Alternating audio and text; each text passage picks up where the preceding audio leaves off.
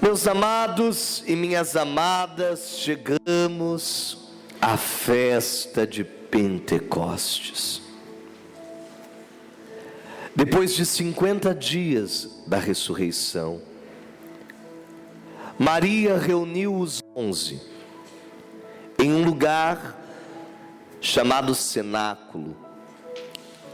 Aquele lugar até hoje em Jerusalém existe. É conhecido como a Casa de São Marcos. É o mesmo lugar aonde Jesus havia realizado a última ceia. Se vocês forem lá em Jerusalém, é uma igreja administrada pelos nossos padres siríacos ortodoxos, né?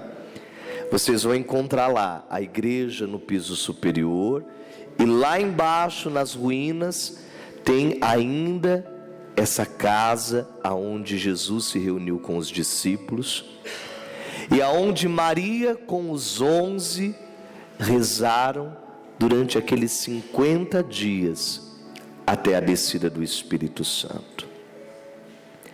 Quando deu o 50º dia, aquele Espírito veio sobre eles.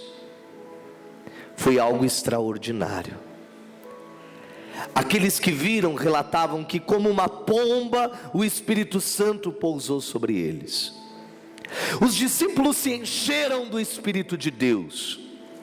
O apóstolo Pedro se levantou, fez uma oração, pregou, curou homens, mulheres, exorcizou espíritos, e diz que naquele dia foram convertidos 5.000 homens e mulheres.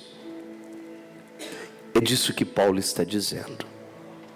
Nós podemos estar tristes, desanimados, sem forças, como os discípulos estavam. Até ali eles eram somente os seguidores de Jesus. Eles não tinham uma ação ativa na evangelização da igreja. Mas naquele dia, quando o Espírito vem sobre eles, eles realizam os mesmos sinais de Jesus. E aí muitos de nós podemos nos perguntar: mas padre, e hoje? A mesma coisa. O que falta para nós? Muitas vezes, o Espírito Santo. Se reza pouco. As pessoas querem milagres, bênçãos, graças, mas elas se esquecem do primordial. Milagres, curas, libertações e exorcismos são resultado de uma vida de oração. Digo mais, o Espírito Santo não desceu dentro do templo. O Espírito Santo não desceu dentro de uma sinagoga. O Espírito Santo, ele desceu dentro da casa de uma família. Agora, a sua casa muitas vezes é lugar para tudo, menos de Deus. É lugar de imoralidade, de músicas imorais, é lugar de palavrão, de xingamentos, de brigas, de divisão.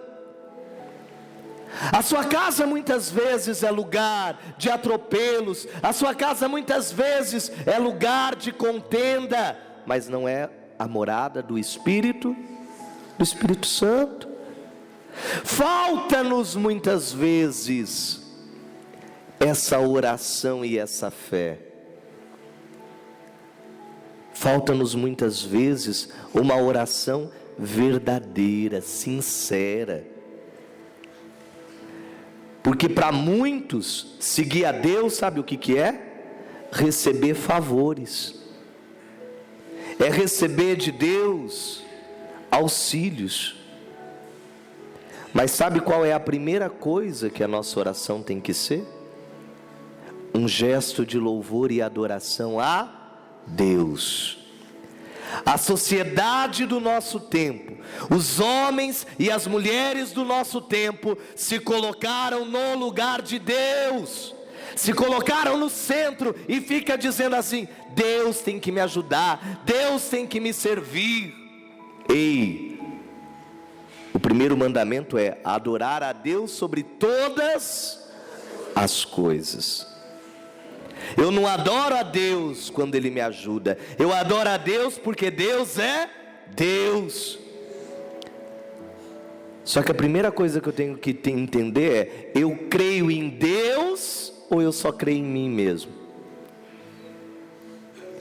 Porque tem muitas pessoas que na hora que os problemas vêm, na hora que as dificuldades vêm, amaldiçoa a Deus.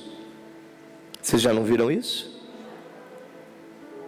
Porque Deus não me ajuda, porque Deus não faz, porque Deus não faz isso, porque eu queria isso, eu queria aquilo, eu queria isso. Agora, veja bem, essa vida é tão pequena. É ou não é? Essa vida é tão curta. Adianta você ganhar o mundo inteiro se você perder a sua alma? Você quer que o Espírito Santo haja na sua vida, que os milagres aconteçam na sua vida? Primeiro transforma o seu coração. Primeiro transforma a tua mentalidade. É o que Paulo está dizendo aqui na primeira leitura.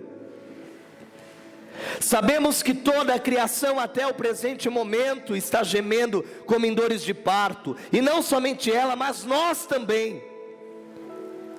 Nós que recebemos os primeiros frutos do Espírito, estamos interiormente gemendo, quer dizer, o nosso interior, o nosso inconsciente lá dentro está dizendo: nós temos que nos libertar do homem velho. Deus muitas vezes vai levantar sinais para você dizer: eu preciso me libertar daquela pessoa que eu era. Eu preciso me tornar uma pessoa melhor, menos materialista, menos individualista, menos maldosa, menos invejosa, menos fofoqueira, menos dissimulada. Eu preciso me tornar uma pessoa segundo o coração de quem? De Deus. E Paulo diz: fomos salvos, mas na esperança. Por quê? Deus nos salvou por aquilo que Ele acredita que nós podemos vir a ser.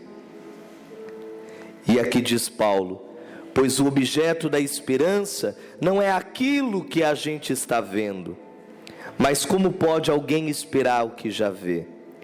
Se esperamos o que não vemos, que é o Senhor Jesus, é porque o estamos aguardando mediante a perseverança. Pois o Espírito Santo vem em socorro da nossa fraqueza, pois nós não sabemos o que pedir, nem como pedir, mas é o próprio Espírito Santo que intercede em nosso favor, com gemidos inefáveis. Quantas vezes nós oramos não com palavras, mas com as nossas lágrimas, com as nossas dores, com os nossos medos.